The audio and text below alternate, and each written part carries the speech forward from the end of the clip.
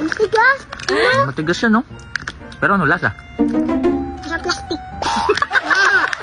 Nasa plastic ko dyan. Ay guys, ito ang dried mango. Iba to. Diba ba yan? Nung nakain natin? Ang bango, ah. Tingnan, pakita natin. Baliktad naman yung ano mo. Ito yung sa Cebu.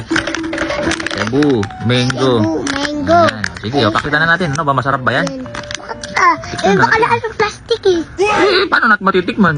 Hati tayo. Ba't parang ito lang bibigay mo sa akin? Hati pa tayo rin eh. Ay, ito ka. Paano makikita? Matigas? Matigas yan, no? Pero ano lasa?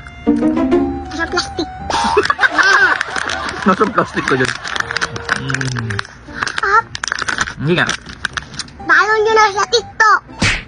Ang masarap na pinya, manggong, dried mango. Medyo matigas siya dun sa una nating nakain, no? Pero masarap siya. Hindi siya masyadong matamis. Ito yung pinakamatigas. Matigas na nakain natin. Pero mga nauna namin kinain, malambot. Yung in-order mo sa TikTok, hindi siya masyado matigas. Pero ito, matigas.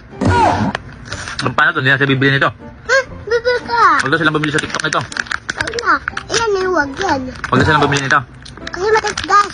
Matigas pala. Huwag na kayo bumili nito. Matigas daw. Honest review ng bata. Honest review. Matigas. Ayaw nyo na sa Hello Basket. Sabi mo, bili ka na sa Yellow Basket. Bili na kayo sa Hello Basket. Okay, bye-bye. Bye-bye guys. Bye-bye.